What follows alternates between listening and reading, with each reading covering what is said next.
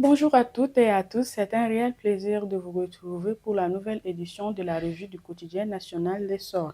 À la une, découvrez l'analyse de notre confrère Alassane Suleiman sur la situation énergétique du Mali. Plusieurs semaines d'attaques et de blocage des convois d'hydrocarbures ont mis en lumière ce que le président de la transition, le général d'armée Assimi Goïta, avait déjà prédit.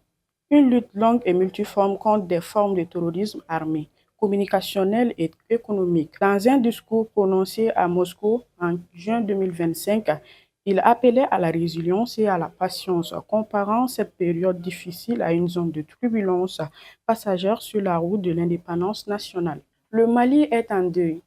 Le pays vient de perdre l'un de ses serviteurs les plus intègres, Zoumana Sako. Ancien Premier ministre, s'est éteint le 15 octobre 2025 à Bamako, à l'âge de 75 ans, des suites d'une maladie. Né en 1950 à N'Djamena, dans la région de Koulikoro, cet économiste rigoureux et patriote reconnu aura marqué la vie politique nationale par son sens de l'honneur et de la probité. Nous présentons nos sincères condoléances à sa famille. L'ambassadeur de Russie au Mali, Igor Gromyko, a animé mardi dernier une conférence de presse à sa chancellerie marquant le 65e anniversaire des relations diplomatiques entre les deux pays. Il a salué la solidité du partenariat russo-malien et évoqué de nouvelles perspectives de coopération dans les domaines économiques, énergétiques, éducatifs et sécuritaires.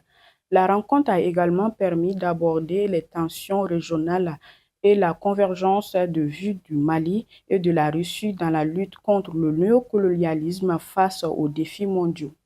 Le 16 octobre marque la Journée mondiale de l'alimentation. À cette occasion, la rédaction du quotidien national s'est intéressée à la question des compléments alimentaires.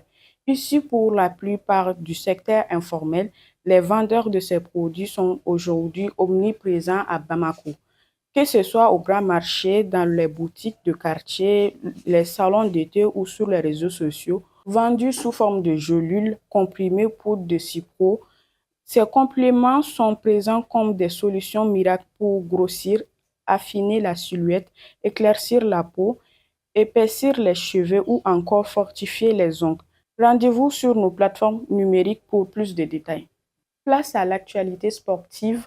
La première édition du gala de boxe baptisé Coupe du général d'armée Assimi Goïta, président de la transition, s'est tenue dimanche dernier à Koutchala, marquant un moment historique pour la capitale de l'or blanc et pour le noble art de la 16e région du Mali. Au-delà du caractère symbolique de cette édition inaugurale, l'événement a été marqué par la création officielle de la Ligue de boxe de Koutchala, désormais présidée par Mamadou Daouda Diarra dit Joro Madou à la tête d'un bureau de 15 membres. C'est la fin de cette revue de presse. Merci de nous avoir suivis et n'oubliez pas de nous suivre sur notre site web www.lesor.ml ainsi que sur toutes nos plateformes digitales. Au revoir.